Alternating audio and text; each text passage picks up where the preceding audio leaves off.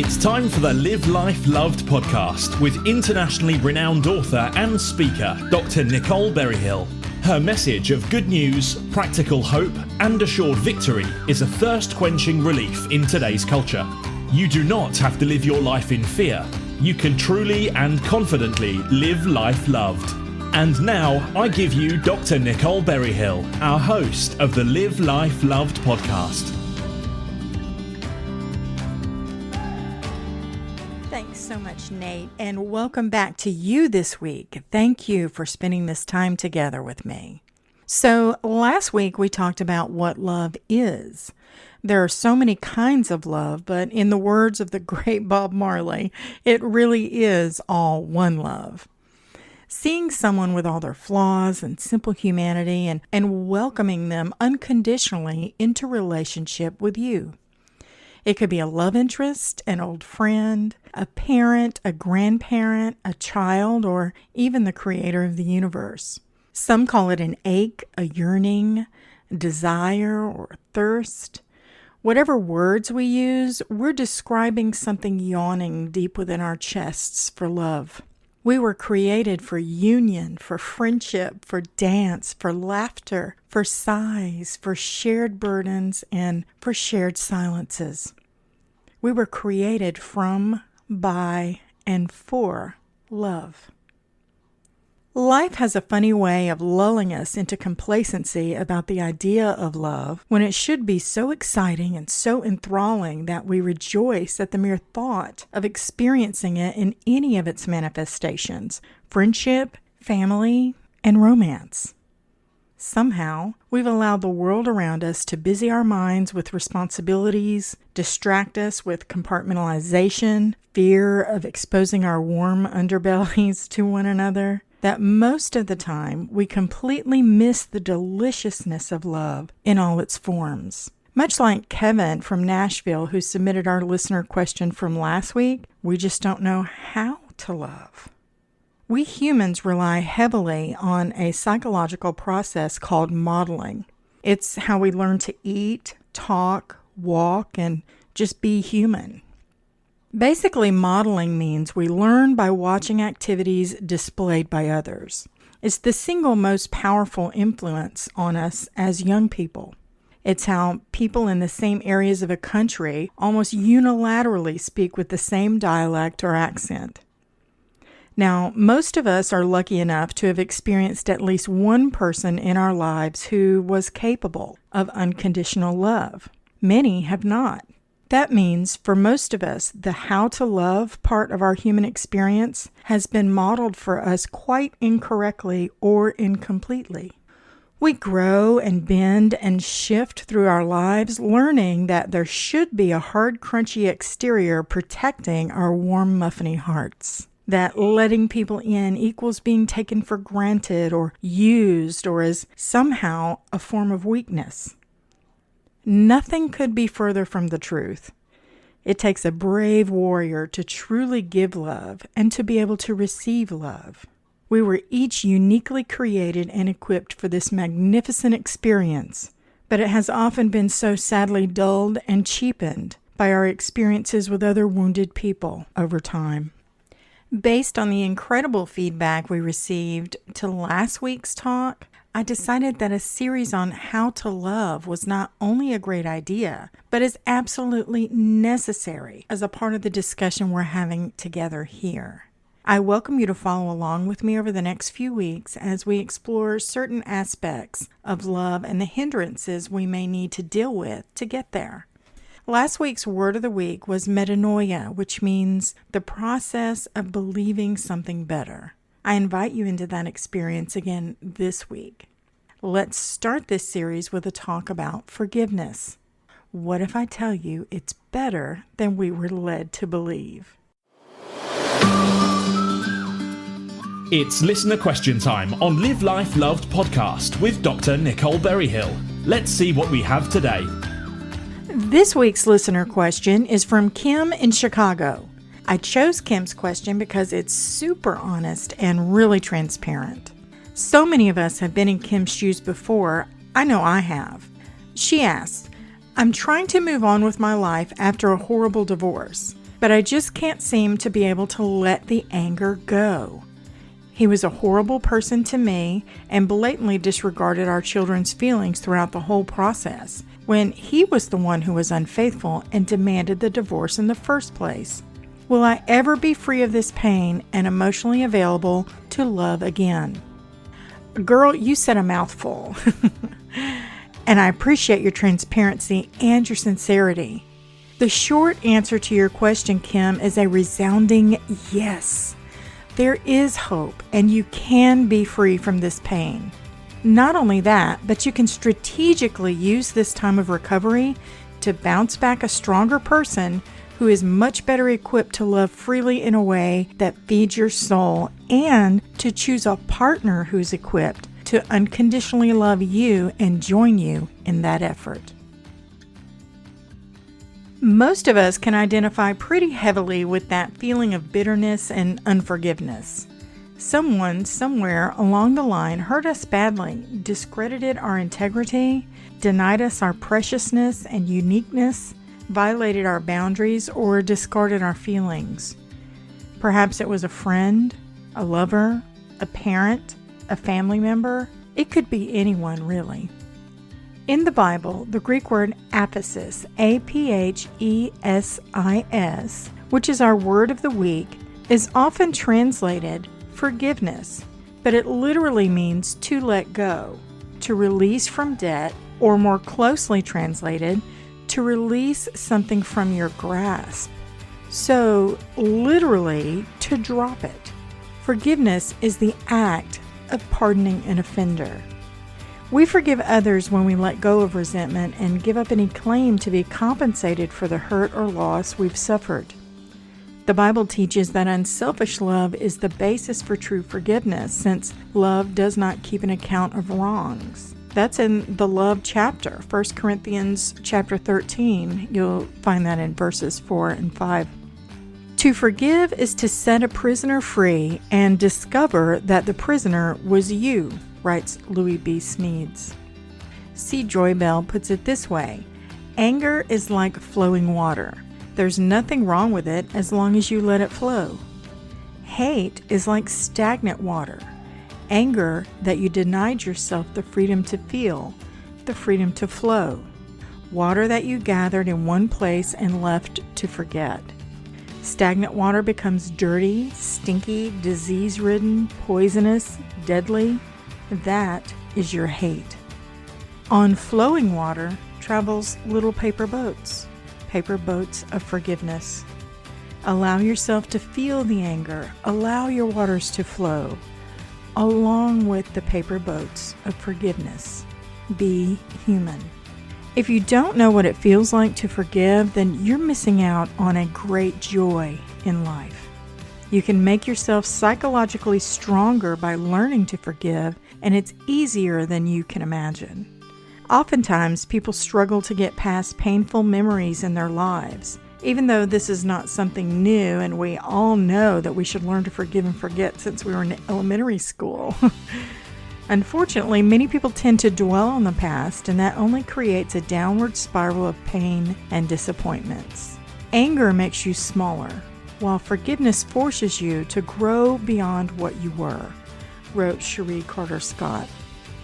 The goal of our time together today is to simplify the process of forgiveness so that you're able to start off with letting go of small things and work your way toward the bigger picture. Ultimately, what we truly yearn for is a sense of fulfillment and happiness in life. Holding grudges to the grave is not something you should aspire to for yourself or others. We only live once, so don't leave behind disappointments and regrets. Nelson Mandela famously wrote, "As I walked out the door toward the gate that would lead to my freedom, I knew if I didn't leave my bitterness and hatred behind, I would still be in prison." Some people misunderstand the idea of forgiveness entirely. Many feel it's essentially sacrificing yourself for others. It's actually much better than that. In fact, forgiveness is a gift that you give to yourself. You may not see it that way right now, but once you grasp the truth we're covering today, you should be able to put negativity behind you and start to enjoy life to its fullest. Any kind of negativity really will hold you back. Forgiveness is the life preserver every new morning offers you. It's your choice whether you take it, but once you do, you'll understand how much it changes everything about your life and frees you from all the pain and bitterness that comes with it. True forgiveness doesn't come back to kick you in the teeth either. When you learn about forgiveness, it's like giving a gift. You give to yourself with no strings attached. People who say they forgive but still bring up the past every time there's an argument or conflict just shows that they haven't really forgiven. They might have said they forgave, but they had zero intent and commitment behind it. Daisy was a gifted child. However, she hung out with the wrong kids who were into stealing, and because she wasn't very good at it, she got caught. As expected, her parents were very angry. After the entire saga played out, they encouraged her to move on and do better things with her life. Verbally, they forgave her. However, several years later, her mother was still constantly reminding Daisy of her wrongdoing every time she got upset. Of course, this didn't sit well with Daisy, and she felt terrible every time her mother brought up the past. Furthermore, Daisy found this stifled her creativity, and she dreaded going home to her mother because she knew that history would repeat itself. In the end, their relationship turned sour and things only went from bad to worse. When we truly forgive someone, the past should remain in the past and should never be brought up again.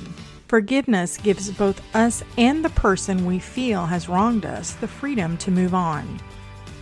However, forgiving doesn't mean forgetting. Daisy actually grew up to be a very forgiving person, learning the lessons that she'd been taught by her mother's behavior and embraced others with unconditional love. Even though you may remember the event as if it was yesterday, forgiveness means not bringing it up in the future whenever you feel like it. You liberate yourself by learning to let go of blame and starting to embrace compassion. John was always bullied by his brother. As he grew up, he had less to do with his brother, but could see that his brother's life wasn't a very happy one. Instead of holding on to bad feelings, John learned that compassion was the more excellent way. He approached his brother to see if there was something he could do to help his brother through a bad patch. His brother was astounded that John would even bother with him after all the hell he put him through as a child. But when people forgive, it helps them to see things from both sides. You have to remember that people who make your life miserable are usually quite miserable themselves. You have a choice to let go and to forgive, or to carry a grudge and live with constant turmoil and anger. Both are bad for you because these are negative states of mind and they diminish who you are. Even if you were technically right in the blame game, deep inside you won't ever feel truly happy and free due to all the negativity and effort required to hold a grudge. Leo Tolstoy famously wrote, "Let us forgive each other, only then will we live in peace." Forgiveness requires the strength of character rather than weakness. Those who are able to forgive are much more likely to live happier lives. In John's case, his brother is now his best friend because he learned from the kid he bullied how to move on and create major successes in life despite circumstances. John's brother asked him once how he could forgive, and the answer is simple. To love is simply better than to hate. He didn't despise him or try to prove that he was better than his brother, but he demonstrated by simply living his life that when you forgive, you become happier and a more fulfilled human being. There is no better example than John himself. Believe me, once you experience aphesis or letting go, you will never go back to bitterness again because the choice is so much sweeter. It makes you feel like you have unladen a huge load when you feel that way for the first time. You'll be shocked at how easy it is. It's not even about pride. It's about simply breaking free and moving on in your life to start over with renewed hopes and dreams. Studies that were done on forgiveness show that there are other benefits as well. Forgiveness is good for your health. It's good for your heart, It helps to lower high blood pressure because you're able to let go of the cause of that biochemical change in your body that anger and stress cause. There are so many stress-related ailments these days, and much of it is down to the way that you look at life. Compassionate people retain their integrity and can welcome the world with open arms, whereas those who cannot forgive will always put barriers between themselves and the world around them. All religions and philosophies agree with the fact that forgiveness is valuable to your soul, or to the very way that you look at life, and letting go allows you to reform relationships and make a real connection with the world around you. The U.S. National Library of Medicine has a wonderful piece that may be worth reading if you doubt the benefits of forgiveness. Their work involved a study of over 100 students and measuring the efficiency of their blood pressure and heart rate based on their ability to forgive. Forgiveness is extremely powerful. It enables you, it empowers you, it frees you, and expands your ability to positively engage with the world around you.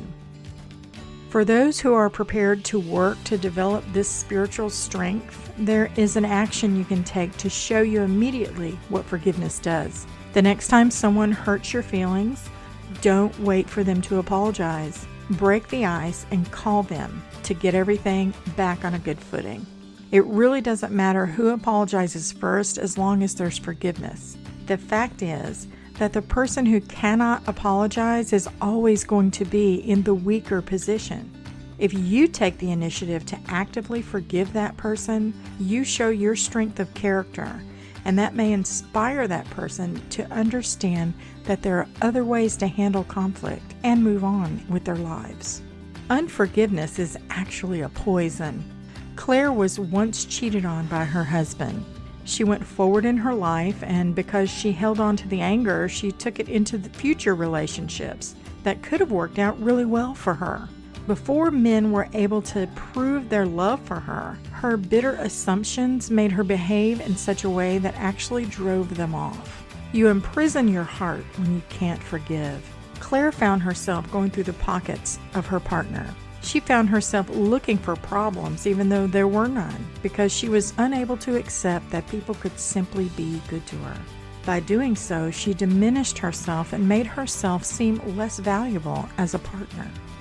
Annie, on the other hand, looked at the situation from a different stance. She loved her husband and accepted, after the initial pain, that she had contributed in some way toward the breakdown of her marriage. Instead of being bitter, she used her experience to learn how to become a better person in the future. She was able to exercise forgiveness and free herself of all the negative connotations that were attached to blame by using the negative experience to help her grow emotionally. When you can't forgive, you imprison yourself, not the person who wronged you. You suffer from anger, hate, negativity, lack of trust, and all the other things that make you less of a person. Even if you've had someone wrong you unjustly, if you can let go of all of those feelings, you become stronger without becoming hard-hearted. You retain your integrity and learn that your method of dealing with negative emotions serves you in a much more positive way. If someone wronged you, don't let their wrong become yours. Let go and move on. It's easier to succumb to addiction when you can't forgive as well. We often hide behind antidepressants or maybe turn to alcohol because it takes one out of that uncomfortable space that you created for yourself. Those who are not compassionate see anger and resentment as a normal state of mind. The strange thing is that when you manage to let go of it, you change on the outside as well as the inside. You look happier and attract happier people into your life. Hold on to the addictions that you use as a bolster against being hurt again, and you create even more tension in your life and have more things to forgive or be forgiven for. It's a vicious circle, and a glass of your favorite brew won't help you long term to change something within yourself that's fundamentally flawed. When you learn to forgive, you heal yourself from that damage. The body of every human being is composed of energy. You must have felt that energy when you're in the company of people who are angry. The ideal scenario is to get as far away from that anger as you can. They literally repel you. When you cannot forgive, you give off this negative energy, and people around you will avoid you because of it. Even though you may have been the victim to something you didn't even ask for, your victim status goes into overdrive when you can't move on and forgive, and you literally become a people repellent. One of the main reasons that people hold out for an apology is they feel it vilifies the bad action on the part of the offender. The apology is the acknowledgement of wrongdoing. However, quite often in our lives, we see things that others don't see. Ian explains this very well when he talks about his father. Ian felt most of his life that he didn't live up to the expectations of his father. The anger that he carried with him went on for years. During the years of growing up, Ian wanted his father to apologize for all the things he had put Ian through as a child. The fact was that Ian's father wasn't even aware that he had done anything wrong. The fact is that people don't always realize their sins. Ian had built up this anger towards his father that was unreasonable. And here's the irony. When Ian himself became a father, he realized that he was doing exactly the same things to his son. It wasn't ill treatment at all. These actions were taken out of care and protection of his son. When he managed to get all of this into perspective and let go of his bitterness, he managed to forgive his father and attempted to make the relationship a much stronger one. When you can't forgive, you make your own life a misery. And much of the time, those who wronged you are quite happily going about their lives blissfully unaware of all the negative thoughts you have in your mind. That's why it's so important to decide for yourself to let go as a gift to you and you alone. Try it today. Call someone you've lost contact with simply because you couldn't forgive them. Make sure to focus the conversation around them, not you, and you'll begin to see that life isn't one-dimensional. From a very young age, we form our behavior based on years of interaction with others, which includes our family, friends, and even strangers that we come across. We consciously or even subconsciously model the behavior of those we admire. At the same time, we try to avoid behavior of those we feel less comfortable with. But the big takeaway is we're constantly striving to become the best version of ourselves. While you may not be able to forget what someone did that hurt you, you don't have to use this in a negative way. Instead, you can use all the past painful experiences and failures as a positive reinforcement to improve yourself. The best strategy to discover the best version of you is to be mindful at all times. Be mindful of your current behaviors and decide whether each of these behaviors serves your higher purpose. Identify what behaviors you want to take on and what behaviors you should reject and leave behind. Also, learn from your past experiences. For instance, you forgive the bully at school and realize that his actions are not ones that you condone. Therefore, you know bullying is bad and you'll never be a bully. You forgive the person who isn't punctual and left you waiting idly for them. You know now how frustrating it is to wait for a person who's late and would never wish to impose that on anyone else. Each of these things seems like common sense, but so many people hold on to grudges and learn nothing from them. Yes, you have the right to hate, even hold grudges, but think of the big picture. Instead of instilling hate, tell them what they did was wrong and move on, regardless of apology. You might feel like a loser in this situation, but always look at the bigger picture. Forgiving others and moving on shows your strength of character. This also applies to when you need to forgive yourself. If you've done something to upset someone else, the best way forward is to be humble and apologize. Whether they accept your apology or not doesn't matter. That's up to them. You can't be responsible for how others deal with forgiveness. Focus on yourself first. If you've done all that you can to make amends, move forward and learn your lesson so you don't make the same mistake again. Don't beat yourself up when you've done everything possible to make amends and it can't resolve anything. It's important that you're able to forgive yourself and release yourself from past attachments that can only bind you and cause suffering. Elisa was a victim of domestic violence in a failed marriage. Sadly, she had low self-esteem, and by the end of her marriage, she still believed she only got what she deserved. Fortunately, she managed to grow in character after being alone for a while. She realized she held grudges both against her abusive husband for treating her like dirt, as if she had no worth, and against herself because she hadn't lived up to his expectations. After a long struggle, she was surprised that she was able to forgive him and let him know that she held no grudges against him and that she wished him well in his life. It made her feel whole again. She was able to walk away with her head held high.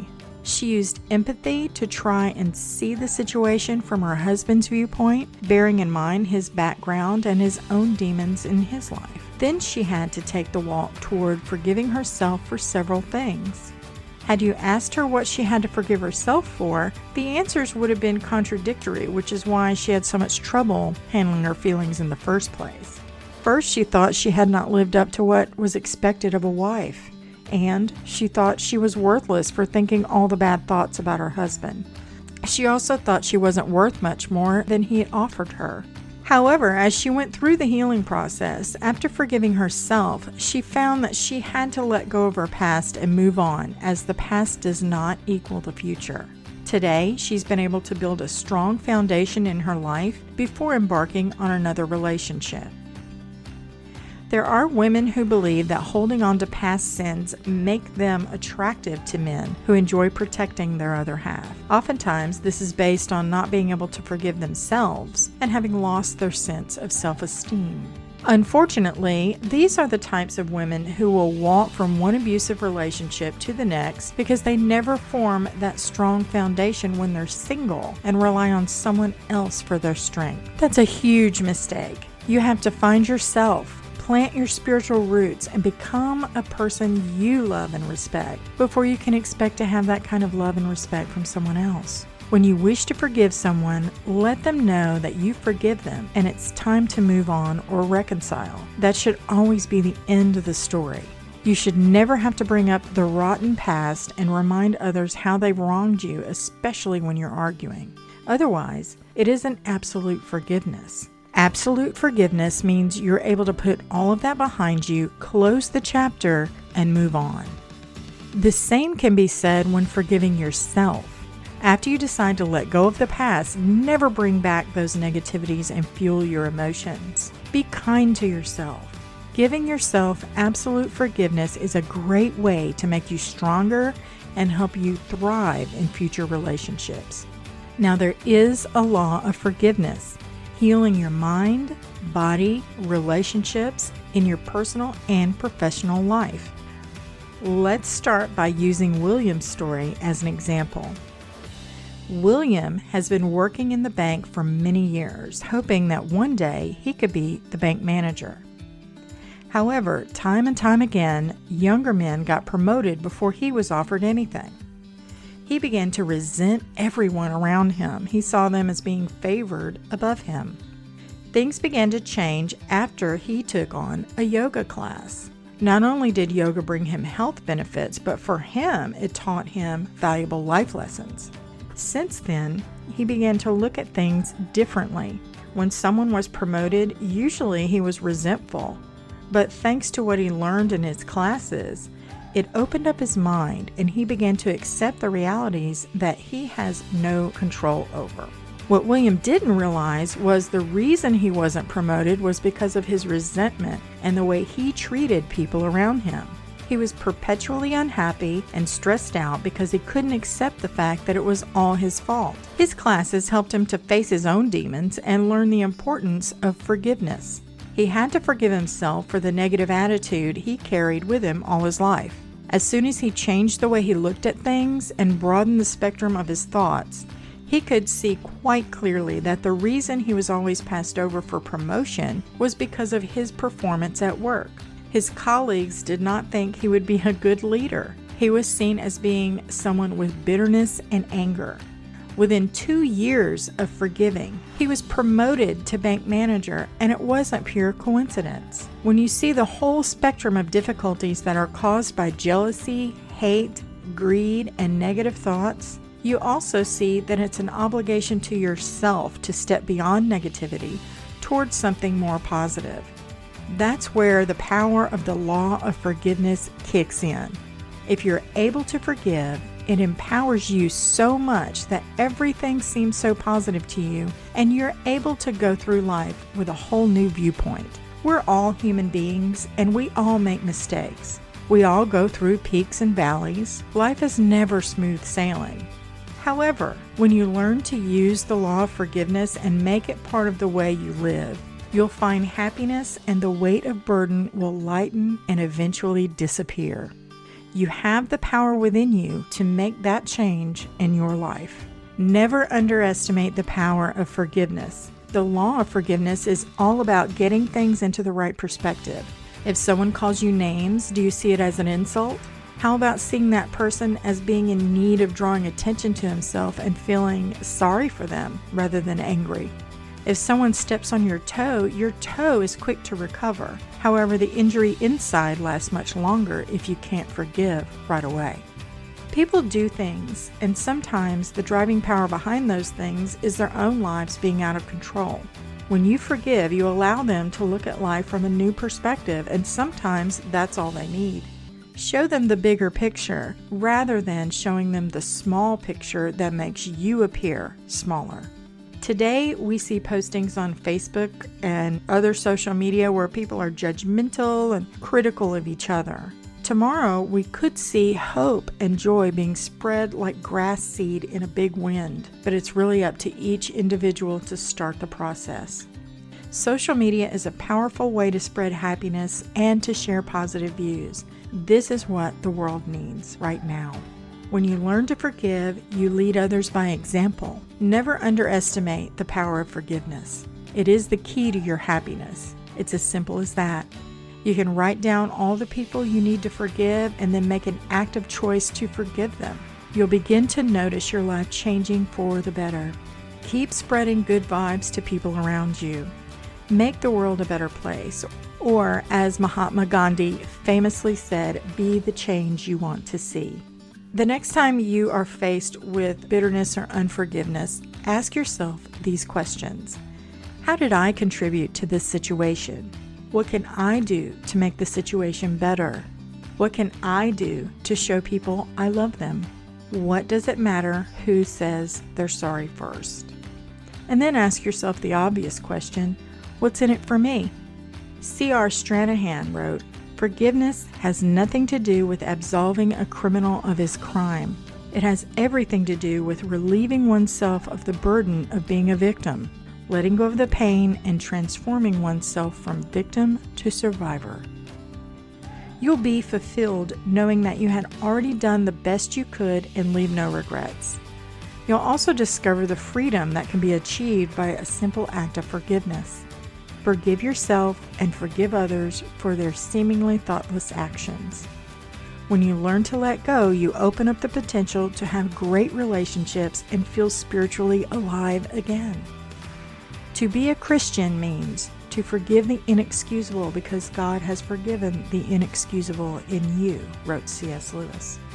The truth is, unless you let go, unless you forgive yourself, unless you forgive the situation, unless you realize that the situation is over, you can't move forward, wrote Steve Maraboli. Oprah Winfrey said true forgiveness is when you can say thank you for that experience. Once you understand the process of forgiveness, it's time for you to use it to make the world that you live in a better place. You'll be stronger, more compassionate, and more empathetic. The wonderful thing about being able to let go and forgive is that you'll also make a major impact on the lives of the people you love. Not to mention, this habit will also benefit your social and business life. Let's do a little self-discovery. Go ahead and ask yourself these questions. Who has wronged you in the past? What attempt have you made to forgive them? What is it that you cannot forgive yourself for? Little by little, you can put the pieces of your life back together again in a very freeing way. Although it may just be one small step at a time, it really doesn't matter as long as you keep making progress to achieve true happiness and freedom deep within. Who Who haven't you called for a long time? Make that call and make it about that person rather than about yourself. Show your interest in the lives of others and become more compassionate in the process. If you wronged this person in the past, let him or her know that you're sorry and you mean it. Forgive yourself. Stop holding your life back. Stop living in your head and get beyond it. If this means facing your demons one at a time, then do so. Write down what you did that was so wrong and forgive yourself for it unconditionally. After all, we're just humans and we do make mistakes.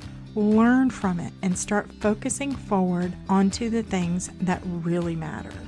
Now, how to forgive someone? Remember what forgiveness involves. You're not condoning the wrong or acting as if it never happened. You're simply letting it go. Recognize the benefits of forgiving. Letting go of anger and resentment can help you keep calm, improve your health, and increase your happiness. I recommend reading Proverbs 14:30 and Matthew 5:9. Be empathetic. All of us are imperfect. Just as we appreciate being forgiven, we should likewise forgive the mistakes of others. Be reasonable. When we have a minor cause for complaint, we can apply the Bible's counsel to continue putting up with one another, found in Colossians 3:13. Act quickly. Work to forgive as soon as you can rather than letting your anger fester. Ephesians 4:26 and 27. That one I know by heart. Don't let the sun go down on your anger and don't let the devil take a foothold. When we argue, we often bring up the past, rehashing a list of old grievances that we should have settled long ago. The problem, one or both of us may not know how to forgive. You can learn. First, though, consider why we may find it so difficult to forgive one another. Power. Some people withhold forgiveness to maintain a sort of power over the other person. Then, when a conflict arises, they use the past event as a trump card to gain the upper hand. Resentment is another reason. The scars of a past offense can take a long time to heal. Someone might say, "I forgive you," but still harbor resentment for what happened, perhaps craving to get even. Disappointment. Some people enter romantic relationships especially, fully believing that life will be like a fairy tale. So when a disagreement arises, they dig in their heels, wondering just how their perfect match, their quote perfect match, could possibly see things from a different point of view. Unrealistic expectations can make a person more prone to find fault and less inclined to forgive. Misunderstanding. Many people withhold forgiveness because they simply misunderstand what extending forgiveness will mean. For example, if I forgive, I'm minimizing the wrong. If I forgive, I have to forget what happened. If I forgive, I'm inviting further mistreatment. Really, forgiving doesn't imply any of those things. Still, extending forgiveness can be difficult, especially in a close relationship. So, what can you do? Well, you can understand what forgiveness involves. In the Bible, this week's word of the week means forgive. It means let go. So forgiveness does not always require that you simply forget what happened or minimize the wrong. Sometimes it means that you simply need to just let go of a matter for your own well-being. Recognize the consequences of not forgiving. Some experts say that holding on to resentment can put you at a greater risk for a wide range of physical and emotional problems, including depression and high blood pressure, not to mention the damage it does to the relationships in your life. For good reason, the Bible says, become kind to one another, tenderly compassionate, freely forgiving one another, in Ephesians 4:32. Recognize the benefits of forgiving. A spirit of forgiveness allows you to give each other the benefit of the doubt rather than to keep score of wrongs. That, in turn, helps you to create an environment that keeps resentment in check and allows love to grow. Be realistic. It's easier to be forgiving when you accept the person for who he or she is, flaws and all. When you focus on what you don't get, it's too easy to forget all of what you did get. Remember, no one is perfect, including you. Be reasonable. The next time you're offended by something that someone said or did, ask yourself, is the situation really that important? Do I need to demand an apology, or can I just overlook what happened and move on? If necessary, discuss the matter. Calmly explain what offended you and why it made you feel that way. Don't impute bad motives or make dogmatic statements, since these will only put the other person on the defensive. Instead, simply relate how their actions affected you. If you've ever hurt someone in some way, sincerely apologize. Even if you don't agree with their view of the matter, you can ask forgiveness for what you've done that resulted in the hurt feelings. If you work hard to avoid repeating the same mistake, you'll give the other person confidence that your apology was genuine. The Bible says in Ephesians 4:31, "Put away from yourselves every kind of malicious bitterness."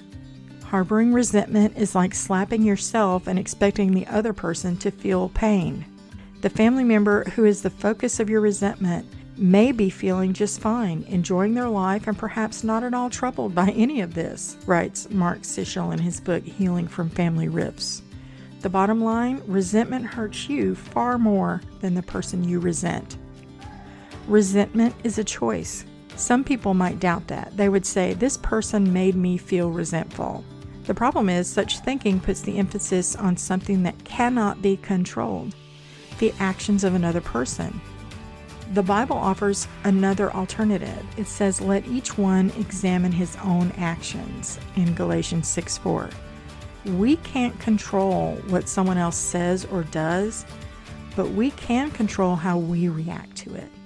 Resentment is just not the only option, and there is a more excellent way. Take responsibility for your resentment. Remember, resentment is a choice, and so is forgiveness. You can choose to follow the Bible's recommendation, do not let the sun set while you're still angry, Ephesians 4:26. A spirit of forgiveness gives you an opportunity to approach your life problems with a better mindset. Examine yourself honestly.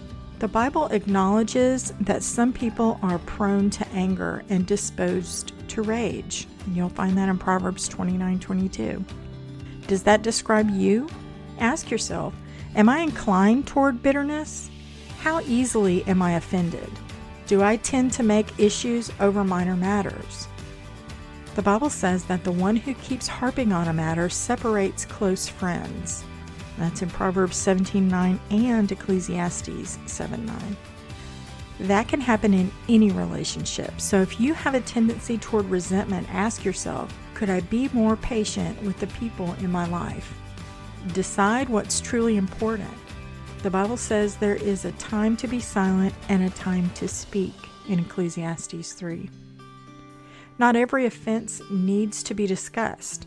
Sometimes you can simply have your say in your heart upon your bed and keep silent, and that's Psalms 4:4. When you do need to discuss a grievance, wait until your irritation has passed. When I feel hurt, says a wife named Beatrice, I try to calm down first. Sometimes I later realize that the wrong was not that serious anyway, and then I'm more inclined to speak respectfully. Understand the meaning of forgive. In the Bible, the word forgive is often translated from the original language, which is our word of the week, aphesis, that suggests the idea of letting go of something. Therefore, to forgive does not require that you minimize the offense or act as if it never occurred. It could mean that you simply let it go, realizing that resentment can do more damage to your health than the offense itself. The insight of a man certainly slows down his anger, and it is beauty on his part to overlook an offense, Proverbs 19:11 says. Forgiveness is a wonderful value to pass on to your children. But here's the irony.